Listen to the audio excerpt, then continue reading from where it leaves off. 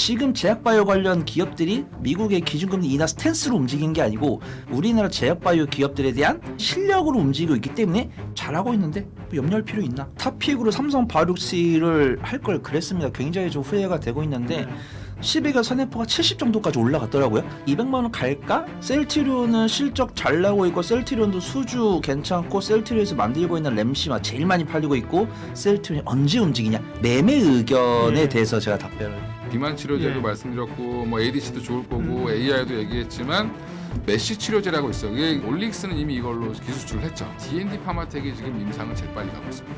화이자에서 이거를 눈독을 좀 들이고 있는 것 같긴 해요. 그다음에 알테오젠에 대해서 궁금해하실 텐데 제가 워낙 강하게 얘기했던 종목이라 이제 할로자임 관련돼서 노이즈가 있죠. 머크한테 소송 걸어서 안 되니까 지금 알테오젠에 직접 걸었는데 치졸하게 제조 방법으로 걸었습니다. 제조 방법은 ABL 바이오는 글래바디 T도 지금 좋습니다. 둘 중에 뭐가 터져도 이상하지 않다. 방향성은 아마 좀 나올 가능성이 있는 종목들이 많으니까 교정 국면에서는 좀 보실 필요가 있다. 그래서 저는 여전히 근데 탑픽은 확실하게 우리 PD님들이 편집을 잘하시는 게 뭐냐면 저는 별 생각 없이 말씀을 이렇게 유의하게 둥글둥글 가는데 핵심 발언을 싹싹 뽑아가지고 엣지 앞에 딱 넣으시더라고요. 그래서 저도 내가 이런 말을 했나? 라고 느낄 정도로 우리 AI 아니야? 진짜 아니야? 분명 저였습니다. 네네. 근데 피디님이 정말 편집을 잘하는데 제가 했던 말이 뭐냐면 이제 제약바이오는 단순하게 기준금리 인하 기대감으로 움직인 게 아니고 성과로 움직인다라는 말을 제가 저번 달에 했더라고요. 근데 저번 달에 하면서 내가 이런 얘기 너무 세게 하는 거 아닌가라고 했었는데 다른 이제 애널리스트 분들이나 어떤 패널 분들도 그런 이야기를 하면서 내가 다른 분들보다 조금 더 빨리 말했다 굉장히 뿌듯하고요.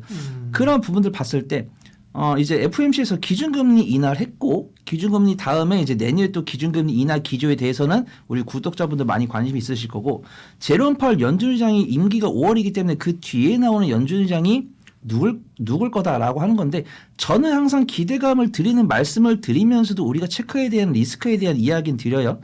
안타깝게도 우리가 제약바이오를 투자를 하면서 올해 어떤 제약바이오 관련 종목들의 강세를 보여줬던 게 일단 실적 확인하기 전에 기준금리가 적어도 3번 이상 기준금리 인하가 될 것이라는 기대감을 올해 2분기 3분기 때 좋은 모습 보여주는 거잖아요. 근데 기준금리 인하가 이제 됐고 그럼 재료가 노출됐죠.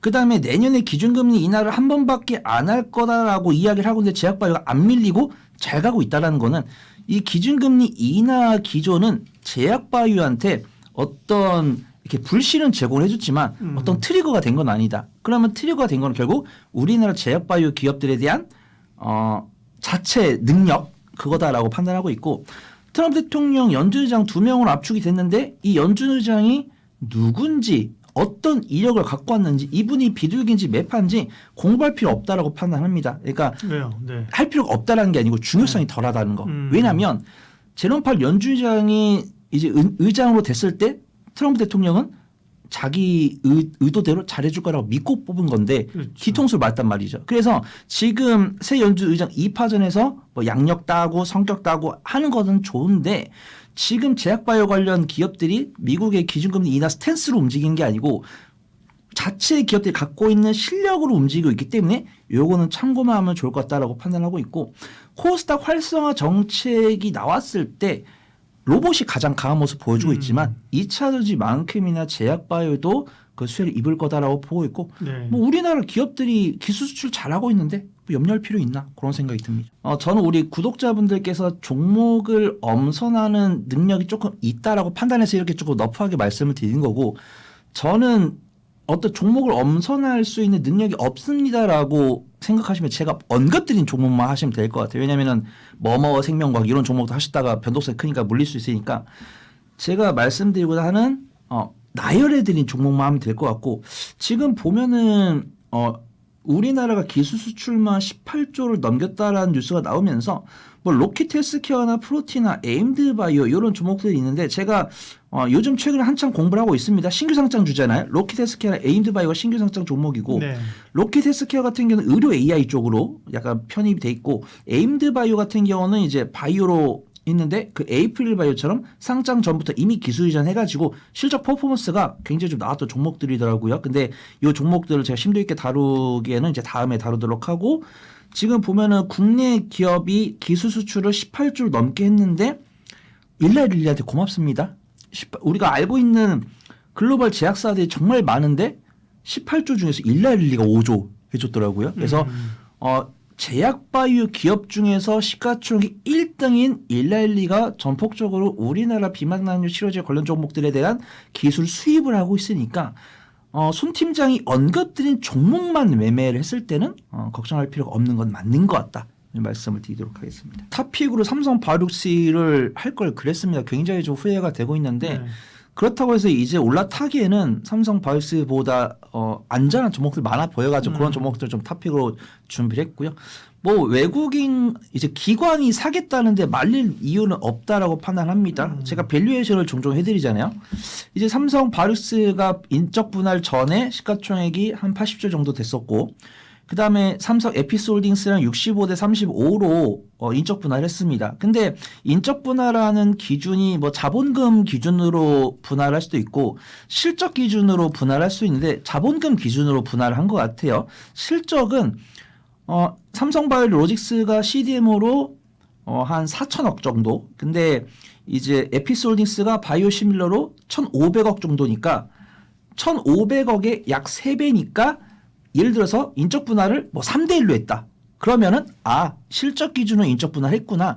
근데 65대 35니까 자본 기준으로 인적 분할했구나. 이거는 이제 해결했고요. 그다음에 인적 분할하면서 삼성 바이오록스를 이미 갖고 있던 주주들은 삼성 에피스홀딩스 주식을 삼성 바이오록스로 바꿔주면서 소각을 했기 때문에 삼성 바이오록스를 보유하고 계신 분들은 문제가 될 게 없다. 평단이 이런 거 문제될 게 없다. 근데 이제 삼성 바이오록스에 대해서 증권가 리포트가 나왔는데 목표가 200만 원 부르더라고요. 그래서 저는 왜냐면 오늘 삼성 바이오록스가 거의 8% 9% 올랐는데 방송 대부를 준비하던 어제 같은 경우는 200만 원 갈까? 근데 수주 잔고나 이런 것들을 체크하고 있었어요. 삼성 바이오록스가 지금 수주 잔고가 2년치가 있는데 연간 영업이익이 한 1조 5천억 나오면서 펄 50 정도를 이제 제가 감당할 수 있는 리스크 바운더리 내부에 있었는데 오늘 8% 올라가면서 10일간 선행포가 70 정도까지 올라갔더라고요. 전 조금 부담스럽습니다. 이제 그냥 대장급 종목이 보통 퍼가 낮은데 70인데 부담스러운데 이 증권사 리포트에서는 이제 5공장에서 6공장 증설되더라도 그다음에 미국 소재에 있는 제약사로부터 1조 가량이 넘는 수주를 했기 때문에 삼성 바이오록스 같은 경우는 실적이 나올 거다. 목표가 200억 이제 200만 원을 부른다 했을 때 이제 보고 있습니다. 보면서 외국인과 기관은 이 리포트를 보고 어떻게 반응을 하나 그 증권사에 내놓을 리포트에 동의를 하나 이걸 보고 결정할 건데 오늘 명백하게 동의를 할 수밖에 없다라고 판단하고 있습니다. 오늘 삼성 바이오로직스와 삼성 에피스홀딩스를 기관 투자가들이 쓸어 갔습니다. 기관 투자라 이제 뭐 다른 이제 약간 중장기 투자가들도 매수를 했었는데 그래서 삼성 바이오스랑 삼성 에피스홀딩스를 사겠냐라고 물어보실 때는 저는 매수다. 매수인데 현재가로 사기보다는 좀 알테우즈 말씀드렸던 것처럼 한 주 한 주 사자. 근데 삼성 바이오스가 주가가 한 주당 뭐 170만 원, 180만 원인데 이거를 뭐 적금 넣어서 사기는 어렵다라고 판단하고 있고 한 주 샀다가 뭐 한 달에 한 주나 뭐 분기에 한 주 이렇게 좀 매수를 해보면 좋을 것 같다라고 판단하고 있고 셀트리온은 왜 이렇게 안 움직이는지 모르겠습니다. 셀트리온은. 네. 셀트리온은 실적 잘 나오고 있고 셀트리온도 수주 괜찮고 셀트리온에서 만들고 있는 램시마 자가면역 칠환제 램시마도 국내에서 제일 많이 팔리고 있고 해외에서도 적절히 잘 팔리고 있고 그다음에 이제 램시마가 아닌 앱토즈마 자가면역 칠환인데 저도 뭐 제약바이오 커버하는 애널리스트가 아니다 보니까 이 램시마랑 앱토즈마가 둘 다 자가면역 질환 치료제인데 서로 다른 질환에 투입이 되는 것 같더라고요. 그래서 이 앱토즈마도 미국에서 대형 PBM 등재가 완료가 됐기 때문에 이 등재는 이꼴을 팔린다는 뜻입니다. 그러면 셀트리온 같은 경우는 꾸준하게 어려운 장세 속에서도 매출액과 영업이익과 당기순이익이 점진적으로 올라가면서 12개월 선행포가 32밖에 안 되는데 안 움직여요. 그러니까 굉장히 재밌는 겁니다. 내가 만약에 가치 투자자라면 셀트리온을 사는 게 맞고 나는 조금 단기적인 변동성 선호한다라고 하면은 삼성 바이오록스를 사는 게 맞는데 우리 구독자분들 아시겠지만 제가 가치 투자자 아닙니다. 그래서 저는 셀트리온보다는 삼성 바이오록스를 관심 두게 보면서 셀트리온이 언제 움직이냐 요걸 좀 유심히 볼 것 같습니다. 비만 치료제도 예. 말씀드렸고 뭐 ADC도 좋을 거고 AI도 얘기했지만 그 안에서 또 세부적으로 보면 메쉬 치료제라고 있어. 이게 네. 비만 치료제랑 같이 엮어서 많이 개발을 하죠. 근데 메쉬 치료제가 왜 비만이랑 엮여 있냐면 비만의 원인 중에 하나가 많이 먹어서 아니면 유전자 때문에 이런 것도 있지만 신진대사가 활발하게 돌아가지 못해서 그렇죠. 간 우리 기능이 약해져서 그렇죠. 어. 그러니까 우리 간염이 있는 분들이 음. 비알코올성 간염 이런 거 있는 분들이 보면 보통 살이 쪄요. 그래서 메쉬 치료제를 치료 안 하면 이제 이런 간염이 있는 분들이 치료를 제대로 안 받으면 무슨 일이 벌어지냐면 간이 굳어버립니다. 간경화잖아요.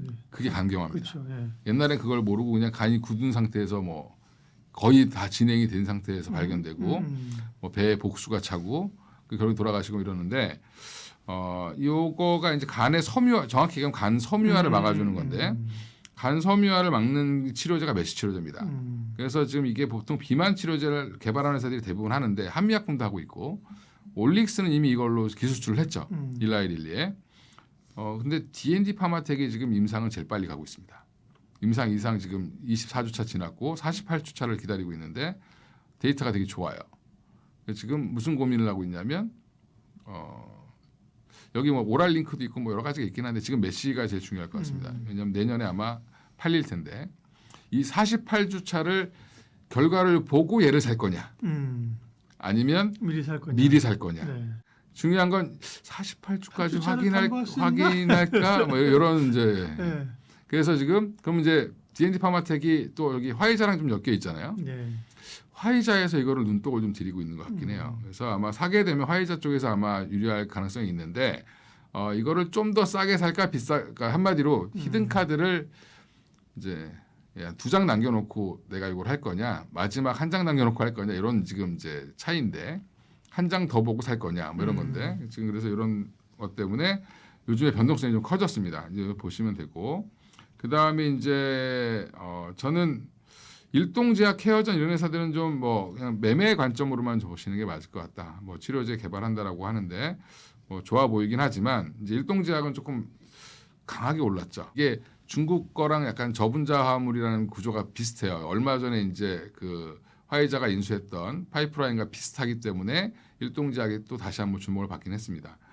그다음에 알테오젠에 대해서 궁금해하실 텐데 제가 워낙 강하게 얘기했던 종목이라. 근데 할로자임 관련돼서 노이즈가 있죠. 그렇죠.